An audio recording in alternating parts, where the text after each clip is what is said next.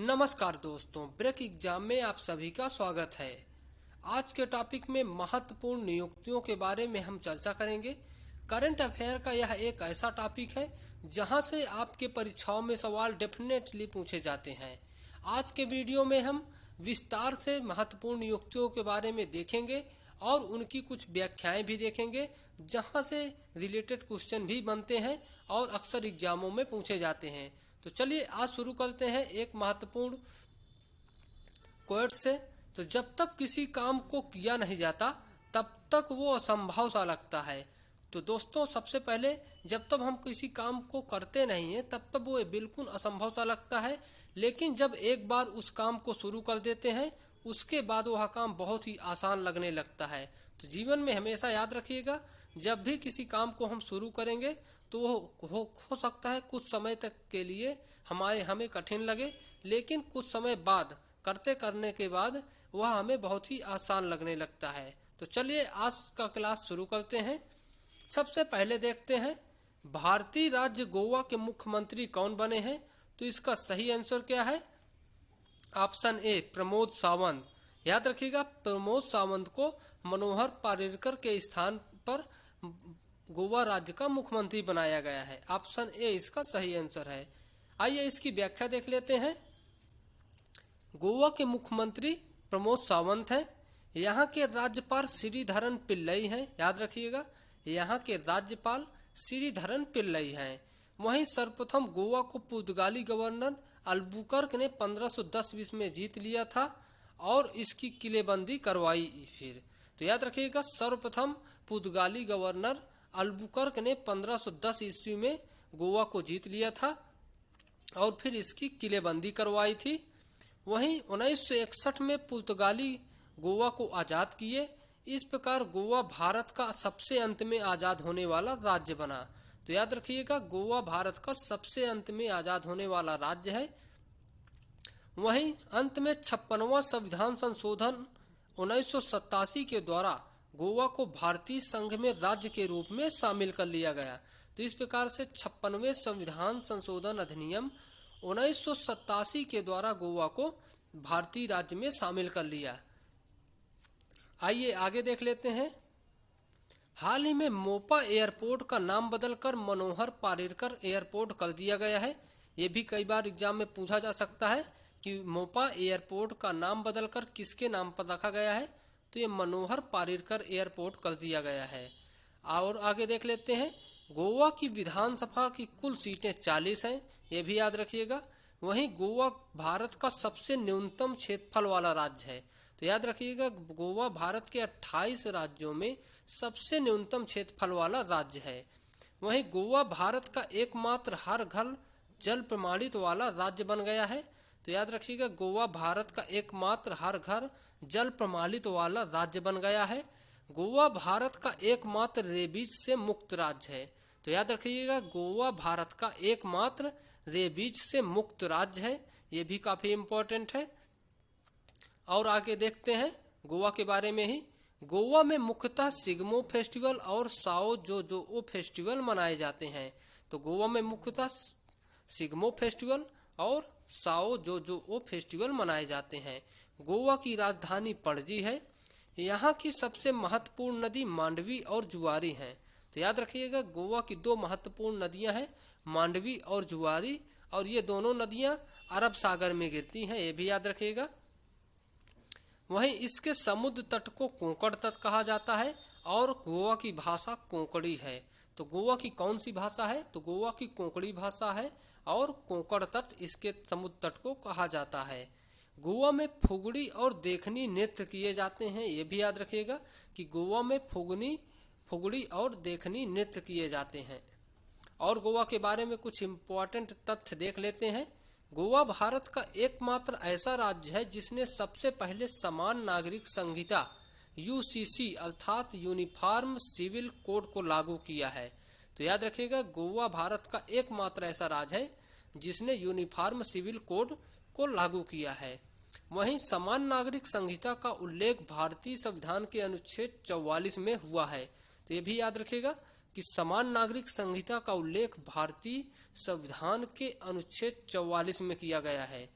वहीं गोवा का एकमात्र जलप्रपात दूध सागर है जो मांडवी नदी में स्थित है। ये भी कई बार एग्जाम में पूछा जाता है कि गोवा का एकमात्र जलप्रपात कौन है, तो ये दूध सागर है जो मांडवी नदी में स्थित है। आइए बढ़ते हैं अगले प्रश्न की ओर।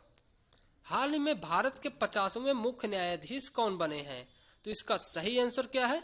Option B, D Y. चंद्रचूड़। याद रखिएगा, डी.वाई. चंद्रचूड़ भारत के 50वें मुख्य न्यायाधीश बने हैं और इन्होंने यू ललित का स्थान लिया है। आइए इसकी व्याख्या देख लेते हैं। डी.वाई. चंद्रचूड़ भारत के 50वें मुख्य न्यायाधीश चीफ जस्टिस ऑफ इंडिया बने हैं। इनका 2 वर्ष का लंबा कार्यकाल होगा और ये 10 नवंबर 2024 को सेवानिवृत्त होंगे। तो याद रखिएगा, इनका 2 वर्ष का लंबा कार्यकाल होगा और ये 10 नवंबर 2024 को सेवानिवृत्त होंगे। इन्होंने यू ललित का स्थान लिया है। ये भी याद रखिएगा, इन्होंने यू ललित का स्थान लिया है।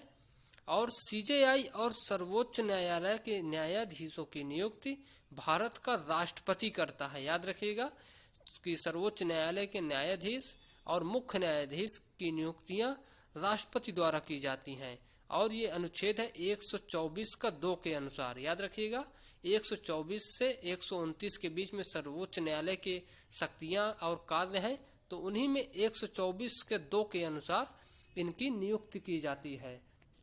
और न्यायाधीशों की नियुक्ति कोलेजियम प्रणाली के आधार पर की जाती है, ये भी याद रखिएगा। आइए बढ़ते हैं अगले प्रश्न की ओर। हाल ही में भारतीय प्रतिभूति और विनिमय बोर्ड सेबी की अध्यक्ष किसे बनाया गया है? तो याद रखिएगा, सेबी की अध्यक्ष माधुरीपुरी बुच। ऑप्शन बी इसका सही आंसर है। तो सेबी की अध्यक्ष माधुरीपुरी बुच को बनाया गया है। ऑप्शन बी इसका सही आंसर है। आइए इसकी व्याख्या देख लेते हैं। हाल ही में माधवीपुरी सेबी की पहली महिला अध्यक्ष बनी है। तो याद रखिएगा, पहली बार ऐसा हुआ है जब सेबी की पहली महिला अध्यक्ष से माधुरीपुरी बुच को बनाया गया है। वहीं इसकी स्थापना भारतीय प्रतिभूति और विनिमय बोर्ड अधिनियम 1992 के तहत 12 अप्रैल 1992 को की गई थी। यह एक वैधानिक निकाय है। वैधानिक निकाय वह होता है जो सरकार के एक कानून द्वारा बनाया जाता है। तो याद रखिएगा, वैधानिक निकाय वह होता है जो सरकार के एक कानून द्वारा बनाया जाता है। इसका मुख्यालय कहाँ है? तो ये मुंबई में इसका मुख्यालय है, ये भी याद रखिएगा। आइए बढ़ते हैं अगले प्रश्न की ओर। हाल ही में भारत के मुख्य चुनाव आयुक्त कौन बने हैं? तो भारत के मुख्य चुनाव आयुक्त ये राजीव कुमार बने हैं। इसका सही आंसर है ऑप्शन बी, भारत के मुख्य चुनाव आयुक्त राजीव कुमार बने हैं। आइए इसकी व्याख्या देख लेते हैं। राजीव कुमार भारत के 25वें मुख्य चुनाव आयुक्त बने हैं। उन्होंने सुशील चंदा का स्थान लिया है। तो याद रखिएगा, उन्होंने सुशील चंदा का स्थान लिया है। भारतीय चुनाव आयोग की स्थापना 25 जनवरी 1950 को एक संवैधानिक निकाय के रूप में की गई थी। याद रखिएगा, भारतीय चुनाव आयोग की स्थापना 25 जनवरी 1950 को एक संवैधानिक निकाय के रूप में की गई थी। वहीं इसका मुख्य कार्य राष्ट्रपति, उपराष्ट्रपति, राज्यसभा, लोकसभा तथा राज्यों की विधानसभाओं का चुनाव करवाना है। तो इसका ये किन किन सभाओं का चुनाव करवाती है? तो याद रखिएगा, राष्ट्रपति, लोकसभा, उपराष्ट्रपति, राज्यसभा, लोकसभा और विधानसभा। आइए बढ़ते हैं अगले प्रश्न की ओर। हाल ही में नीति आयोग के नए मुख्य कार्यकारी अधिकारी सीईओ कौन बने हैं? तो इसका सही आंसर क्या है? ऑप्शन बी, बीवी सुब्रमण्यम। याद रखिएगा, बीवी सुब्रमण्यम को नीति आयोग का नया मुख्य कार्यकारी अधिकारी अर्थात सीईओ बनाया गया है। ऑप्शन बी इसका सही आंसर है। आइए इसकी व्याख्या देख लेते हैं। बीवी सुब्रमण्यम नीति आयोग के मुख्य कार्यकारी अधिकारी बनाए गए हैं। उन्होंने परमेश्वर अय्यर का स्थान लिया है। तो याद रखिएगा, इन्होंने परमेश्वर अय्यर का स्थान लिया है, जिन्हें हाल ही में कुछ दिन पहले ही पद से बदल दिया गया। नीति आयोग का पूरा नाम क्या है? तो national institution for transforming India. तो याद रखिएगा, इसका पूरा नाम है national institution for transforming India, इसका पूरा नाम है। इसकी स्थापना 1 जनवरी 2015 को हुई थी। तो नीति आयोग की स्थापना 1 जनवरी 2015 को हुई थी, ये याद रखिएगा। इसके पहले इसका नाम योजना आयोग था, जिसका नाम अब बदल दिया गया है। इसके अध्यक्ष देश के प्रधानमंत्री नरेंद्र मोदी और उपाध्यक्ष सुमन के बेरी हैं। तो याद रखिएगा, इसके अध्यक्ष प्रधानमंत्री होते हैं हमेशा। जो भारत के प्रधानमंत्री होते हैं वो हमेशा इसके पदेन अध्यक्ष बन जाते हैं। आइए बढ़ते हैं अगले प्रश्न की ओर। हाल ही में भारतीय अंतरिक्ष अनुसंधान संस्थान संगठन के नए अध्यक्ष कौन बने हैं? तो याद रखिएगा, भारतीय अंतरिक्ष अनुसंधान संगठन के अध्यक्ष ये एस स्वामीनाथन बने हैं। ऑप्शन ए इसका सही आंसर है और इन्होंने के सिवान को स्थानांतरित किया है। आइए इसकी व्याख्या देख लेते हैं। एस सोमनाथ को इसरो का नया अध्यक्ष बनाया गया है। उन्होंने के सिवान का स्थान लिया है। इसरो का पूरा नाम क्या है? तो इंडियन स्पेस रिसर्च ऑर्गेनाइजेशन है। तो इसरो का पूरा नाम है इंडियन स्पेस रिसर्च ऑर्गेनाइजेशन। इसकी स्थापना 15 अगस्त 1969 को हुई थी और इसका मुख्यालय बेंगलुरु कर्नाटक में है। तो इसका मुख्यालय कहाँ है? तो बेंगलुरु कर्नाटक में है और इसकी स्थापना 15 अगस्त 1969 को हुई थी। आइए बढ़ते हैं अगले प्रश्न की ओर। हाल ही में संघ लोक सेवा आयोग के नए अध्यक्ष कौन बने हैं? तो इसका सही आंसर क्या है? Option B doctor Manoj Soni. याद रखिएगा, option B doctor Manoj Soni संघ लोक सेवा आयोग अर्थात यूनियन पब्लिक सर्विस कमीशन के नए अध्यक्ष बने हैं। आइए इसकी व्याख्या देख लेते हैं। डॉक्टर मनोज सोनी को यूपीएससी का नया अध्यक्ष बनाया गया है। संघ लोक सेवा आयोग का पूरा नाम यूनियन पब्लिक सर्विस कमीशन है। इसकी स्थापना 1 अप्रैल 1926 को हुई थी। इसकी स्थापना भारत शासन अधिनियम 1919 के तहत की गई थी। तो इसकी स्थापना भारत शासन अधिनियम 1919 के तहत की गई थी। इसका मुख्यालय नई दिल्ली में स्थित है। तो याद रखिएगा, इसका मुख्यालय नई दिल्ली में स्थित है। आइए बढ़ते हैं इस अगले प्रश्न की ओर। अभी इसकी और थोड़ा व्याख्या देखते हैं। तो संघ लोक सेवा आयोग यूपीएससी एक संवैधानिक निकाय है, क्योंकि भारतीय संविधान के अनुच्छेद 315 में संघ तथा राज्य लोक सेवा आयोग के गठन का प्रावधान किया गया है। तो याद रखेगा, कोई भी आयोग संवैधानिक निकाय तब होता है जब उसका भारतीय संविधान में किसी अनुच्छेद में वर्णन किया गया हो, तो वो फिर संवैधानिक निकाय होता है। और इसके सदस्यों की नियुक्ति राष्ट्रपति द्वारा की जाती है, ये भी याद रखिएगा।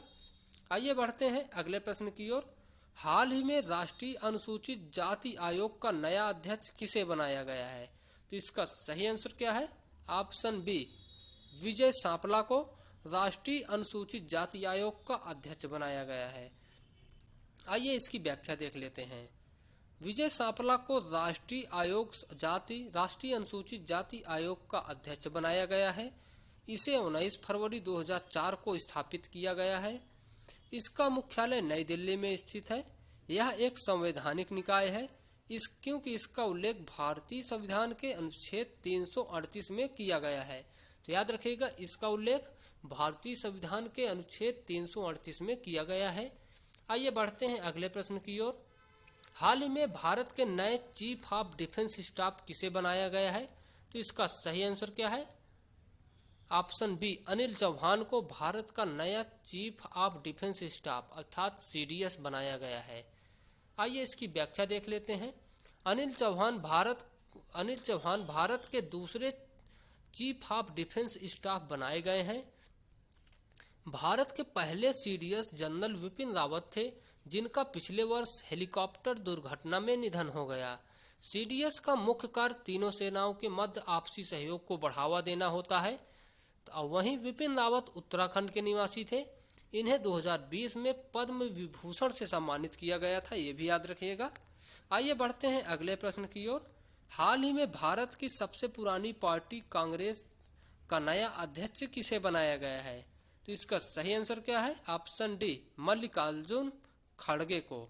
याद रखिएगा, सबसे पुरानी पार्टी कांग्रेस है, जिसके अभी हाल ही में अध्यक्ष को मल्लिकार्जुन खड़गे बनाया गया है। आइए देखते हैं इसकी व्याख्या। मल्लिकार्जुन खड़गे को कांग्रेस का नया अध्यक्ष बनाया गया। इंडियन नेशनल कांग्रेस की स्थापना 28 दिसंबर 1885 को हुई थी और ये बम्बई में हुई थी, ये भी याद रखिएगा। इसके संस्थापक एक अंग्रेज थे, एओ ह्यूम, ये इसके संस्थापक थे, जबकि इसके पहले अधिवेशन की अध्यक्षता विमेश चंद बनर्जी ने किया था। याद रखिएगा, इसके पहले अधिवेशन के अध्यक्ष विमेश चंद बनर्जी थे। इसका मुख्यालय नई दिल्ली में स्थित है। आइए देखते हैं अगला क्वेश्चन। हाल ही में भारत की नई लेखा महानियंत्रक कौन बनी है? तो इसका सही आंसर क्या है?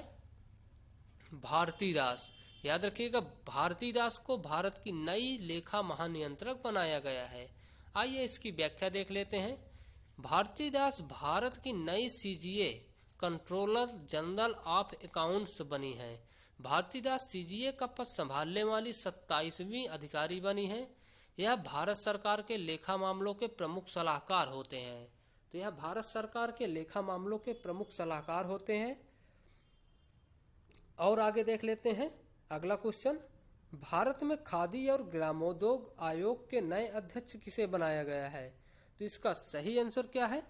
मनोज कुमार। ऑप्शन बी इसका सही आंसर है। मनोज कुमार को खादी और ग्रामोद्योग आयोग का अध्यक्ष बनाया गया है। आइए इसकी व्याख्या देख लेते हैं। मनोज कुमार खादी और ग्रामोद्योग आयोग के नए अध्यक्ष बने हैं। खादी और ग्रामोद्योग आयोग की स्थापना 1957 में की गई थी। इसका मुख्यालय मुंबई में स्थित है। यह सूक्ष्म लघु और मध्यम उद्यम मंत्रालय के अंतर्गत कार्यरत है। तो इसकी स्थापना मुंबई में इसका कार्यालय है और इसकी स्थापना 1957 में की गई थी। और ये किस मंत्रालय के अंतर्गत कार्यरत है? तो याद रखिएगा, सूक्ष्म लघु और उद्यम मंत्रालय के अंतर्गत। आइए देख लेते हैं। अब आज का वीडियो यहीं पर खत्म होता है। आपको वीडियो कैसा लगा दोस्तों, कमेंट में ज़रूर बताइएगा। और यदि अभी तक आपने हमारे चैनल को सब्सक्राइब नहीं किया तो प्लीज़ कमेंट बॉक्स में उसकी सब्सक्राइब कर लीजिए। और टेलीग्राम पाने के लिए कमेंट बॉक्स में लिंक वहां पर दी हुई है, और वहां पर कमेंट बॉक्स से टेलीग्राम पर जुड़ जाइए, जिससे आपको ये पीडीएफ हम प्रोवाइड करा दें। आपको वीडियो कैसी लगी दोस्तों, आप ये भी बताइएगा। कमेंट में ज़रूर बताइएगा कि आपको वीडियो कैसी लगी। तो चलिए मिलते हैं फिर आपसे कल। तब तक के लिए बाय, थैंक यू।